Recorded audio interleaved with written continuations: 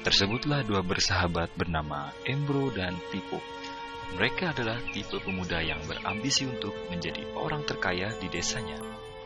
Mereka kerap membicarakan impian dan ambisi mereka itu akan kekayaan, kehidupan, dan gaya hidup yang ingin mereka miliki nantinya.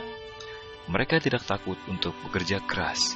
Hanya saja mereka masih belum mendapatkan kesempatan untuk dapat mewujudkan cita-cita mereka. Hingga suatu hari, kesempatan itu pun datang. Desa mereka membutuhkan lebih banyak air. Oleh karena itu, kepala desa mempekerjakan Embro dan Pipo untuk mengambil air dari mata air di gunung untuk dibawa ke tempat penampungan di desa. Mereka akan dibayar sesuai dengan banyaknya air yang dapat mereka bawa. Maka, mereka berdua pun menyambut dengan baik kesempatan ini.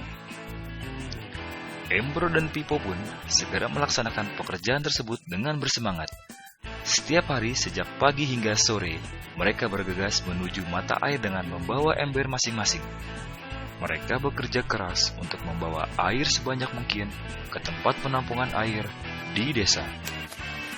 Menjelang sore hari, mereka pun pulang dengan membawa upah dari hasil jerih payah mereka hari itu. Embro merasa puas sekali dari hasil kerjanya itu dan besarnya upah yang ia dapatkan.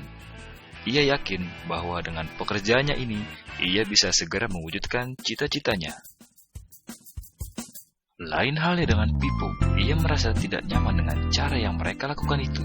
Ia mencari cara yang lebih nyaman untuk mendapatkan lebih banyak uang. Suatu hari, Pipo mendapat sebuah gagasan.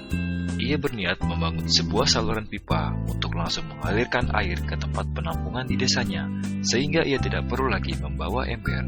Dengan antusias, Pipo pun menceritakan gagasannya ini kepada Embro dan mengajaknya bekerja sama. Tetapi, Embro tidak sependapat. Ia bahkan mentertawakan gagasan Pipo tersebut.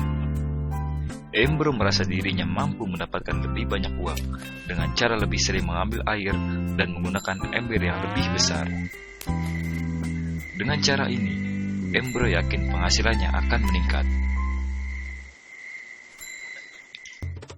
Pipo akhirnya memutuskan untuk mewujudkan sendiri gagasannya itu. Ia mengerti tidaklah mudah untuk membangun saluran pipa tersebut.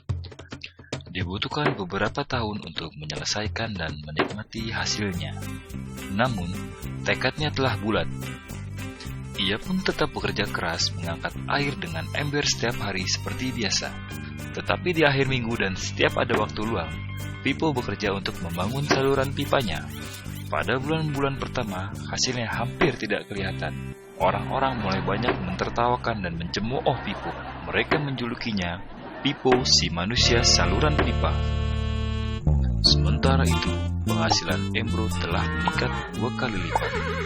Ia sudah berhasil membeli hal-hal yang selama ini dia impikan. Gaya hidupnya pun sudah mulai berubah.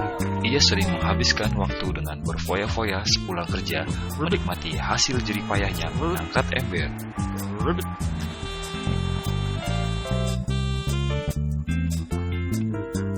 Seiring bertambahnya usia, kinerja Embro pun sudah semakin lamban karena beratnya ember besar yang ia bawa setiap hari.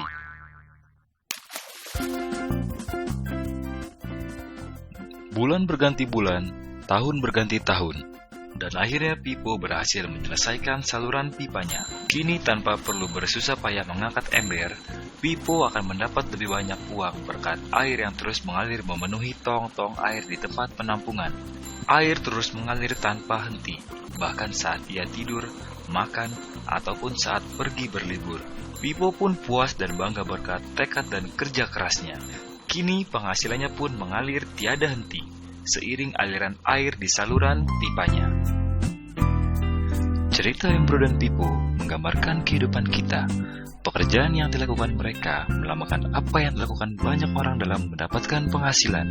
Embro mendapatkan penghasilannya dengan menggunakan ember.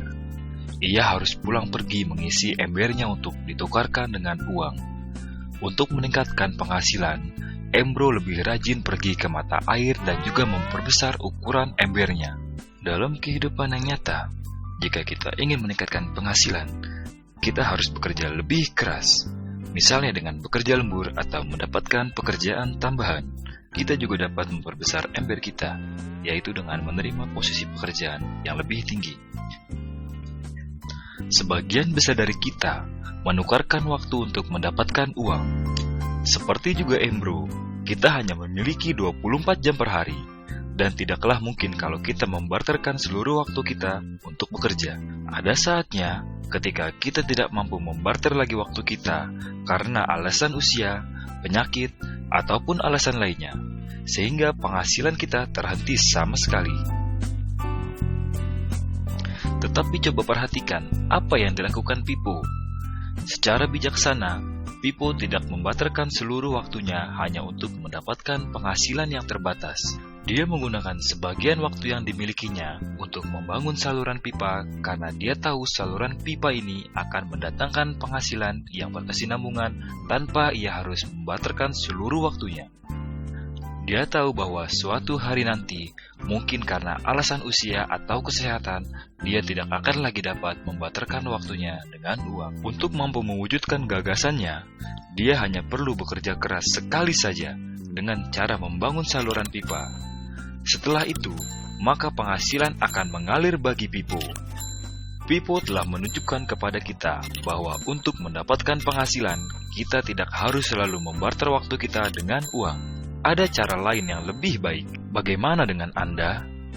Apakah Anda masih seperti Embro yang membarterkan waktu Anda untuk mendapatkan penghasilan? Atau Anda ingin mengikuti jejak Pippo dengan mulai membangun saluran pipa untuk mendapatkan penghasilan yang berkesinambungan? Jika Anda tertarik dengan gagasan saluran pipa, hubungi orang yang meminjamkan Anda DVD ini, agar Anda bisa memulai membangun saluran pipa penghasilan Anda saat ini juga.